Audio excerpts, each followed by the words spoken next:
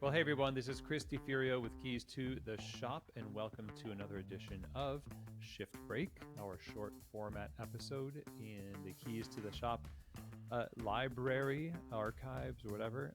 We've been doing these shows for quite a long time. Well, 10 minutes, sometimes 15 minutes if I get carried away, but it's really fun to do these short format episodes on Thursdays. Don't forget to subscribe to the show. Stay tuned for all this content as it comes out. But today's episode of Shift Break is actually brought to you by La Marzocco.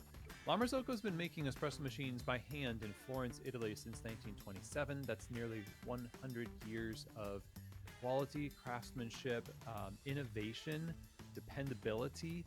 I mean, these are just some of the descriptions of the way La Marzocco has established itself in the coffee industry. I mean, it's a household name, really. La Marzocco has been just depended upon, and it continues to be depended upon by some of the world's best coffee shops. The innovative machines like the KB90 with the straight in locking portafilters. You've got the Leva for more of a manual feel and modern technology. The Linea PB, which is one of my personal favorites, or just the classic Linea. There's lots to choose from, and their recent Swan grinder has been a real hit. If you want to check out what they're doing at La Marzocco, just go to their website, lamarzocco.usa.com. And better yet, reach out to them directly, info@lamarzocco.usa.com. Their salespeople will help you get exactly what you need. So huge thanks to La Marzocco for being a sponsor of this show and these Shift Break episodes. Now, also, today's episode is sponsored by the folks over at rattleware.com. That's where you need to go for small wares. Obviously, small wares, even though it's called small wares, they're a big deal because when something that you count on that seems as innocuous as a pitcher or a whisk or a knockbox, those types of things, shot glasses, if they don't work, it's really annoying.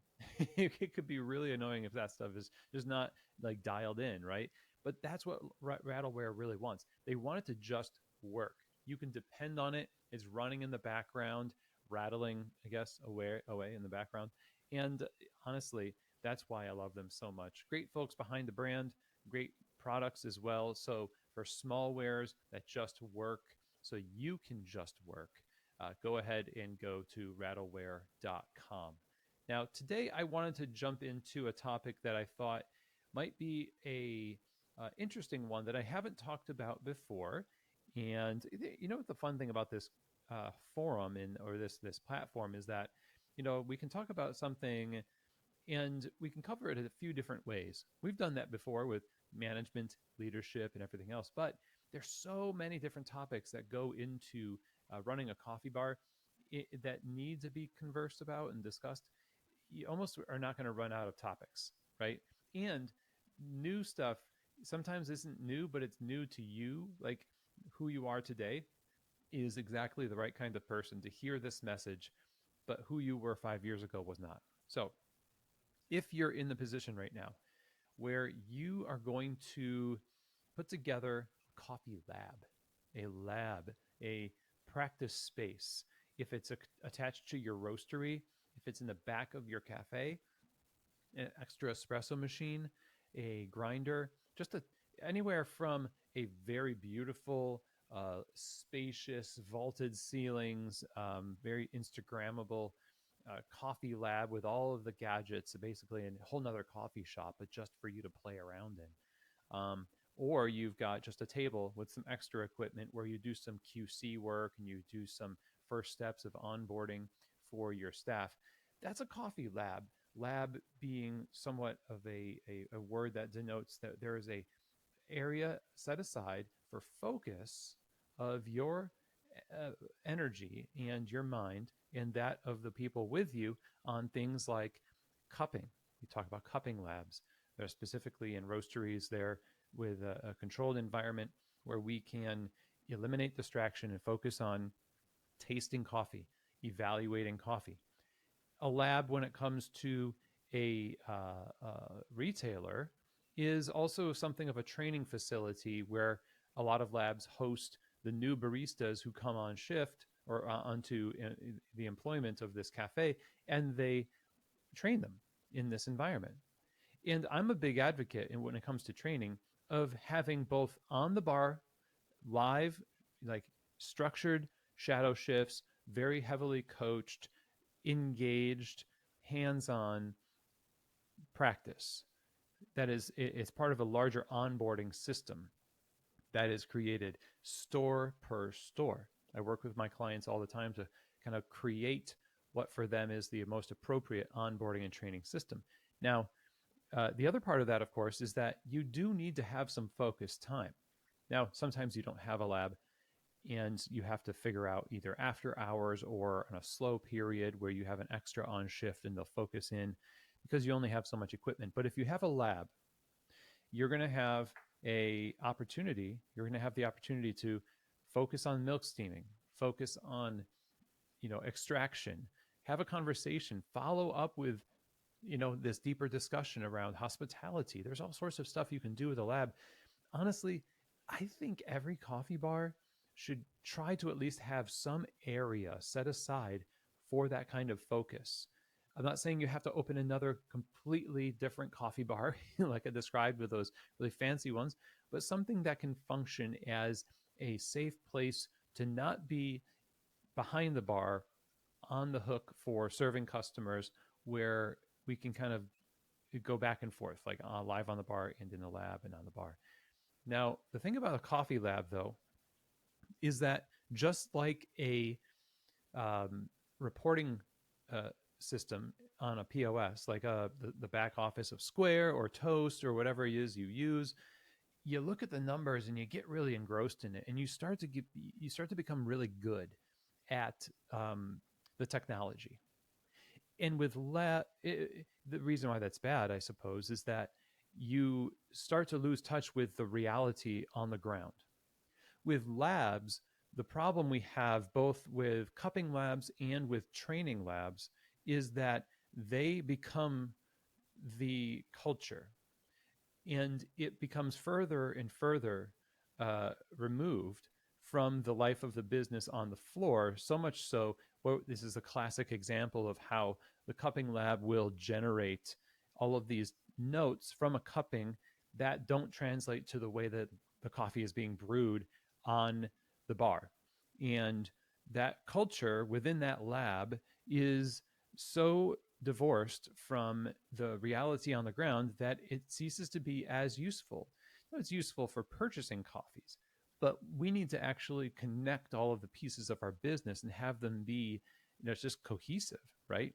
So there's this effect of having this little office environment, this set aside environment that creates its own little magnetic draw, its own atmosphere and gravity that you kind of have to fight against and fight to keep things connected and relevant and flowing between all of the different facets and areas of your business. The training lab is no different. So in the lab itself, with training, and I'll focus on that, a barista can go through all of the different beverages that they're expected to do on the shift with live customers, all of the little idiosyncrasies and frustrations and emotions and all that stuff. Those things aren't necessarily present in the lab. And you can become very good as a barista in a testing situation. But if you don't extend that lesson out into the real world in a meaningful way, you run the risk of giving somebody some false hope about how good they're doing. They could go through all of that onboarding, and if they didn't spend any structured time behind the bar with people who are being paid to be trainers and are good trainers to teach them and coach them on the same lessons they learned in the lab, but now in the real world, then it doesn't really matter how good they are on your exam at the end of that barista training in the lab, because the lab can never really bring to life the lesson the way living the lesson actually can. And so I think you need both, but you need to be wary when you put a lab in place that you are understanding there's going to be this draw, just like a manager or an owner might be tempted to live their entire life in the office and never go out onto the floor and make decisions from there, and then kind of use the office as reinforcement of what they already know intimately by being involved in the business outside the office. So, yes, I love labs. I love the idea of a coffee lab, a cupping lab, a training lab, and a situation. How many more times can I say lab? It just feels weird now. But you, again, have to keep hold of the big picture here. Don't imagine that all of the accomplishments you make in a lab setting should, quote unquote, should translate to this barista being ready to be a barista. That's just not going to happen. In fact, there's a lot of these false positives that we give ourselves are born from, as trainers, our own insecurity as trainers. Last week we talked about this regarding, we said not don't be a jerk during training. Okay, part of the defensiveness we can get that makes us project that jerkiness is born from our insecurity. We're like, I don't know how to train. So if this person like nails it in the training and they make a really great cappuccino, part of me knows that it was a fluke in some ways. Not necessarily. I don't want to rob them of the achievement of doing that. But part of me understands that if I ask them to make 3 more, they're not going to be as good as that one. But there's a part of me as a trainer, and I see this all the time, that wants the mission to be accomplished. I want it to be done. And so I say, wow, I must be a pretty good trainer because look, they did that. Now, I know under stress of the actual bar, they're going to have a hard time doing that consistently. So am I going to kind of put an asterisk next to that and say, that's really cool. Let's see if we can continue doing training. Let's see if we can follow up. Let's see if we can, be with them on the bar to help them translate those lessons that we see. Look, you did this in the lab. I know you can do it. Now the trick is do it on the bar, and I'm with you. I'm here to coach you in the process.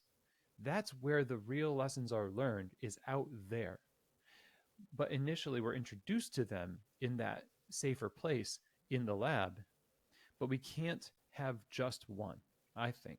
And in fact, if you were going to have just one thing, I would say skip the lab and have a lot more structured on shift coaching with somebody who is there specifically as your guide and coach, still working a curriculum, still working a focus, right?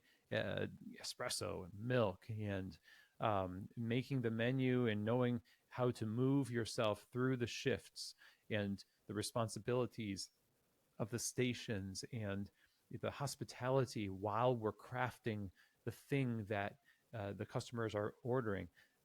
I would rather see that. But if you're going to have a lab, you need to pay respect to both areas, right, together. So this is kind of some, thoughts that I've had around this, do a coffee lab, great, but make sure that we're doing it the right way and it's being done in concert with other things that actually make it a useful addition to your roastery, to your coffee bar. So I hope that these thoughts make sense and that you have gotten something from this shift break today. Let me know what you think. How have you used your coffee lab? Have you found it to be 100% useful? Have you found it not to be? Has it been a distraction for people? Do they just like hang out in the lab and like taste coffees, but we're not really doing great on the shift? I mean, that happens a lot too.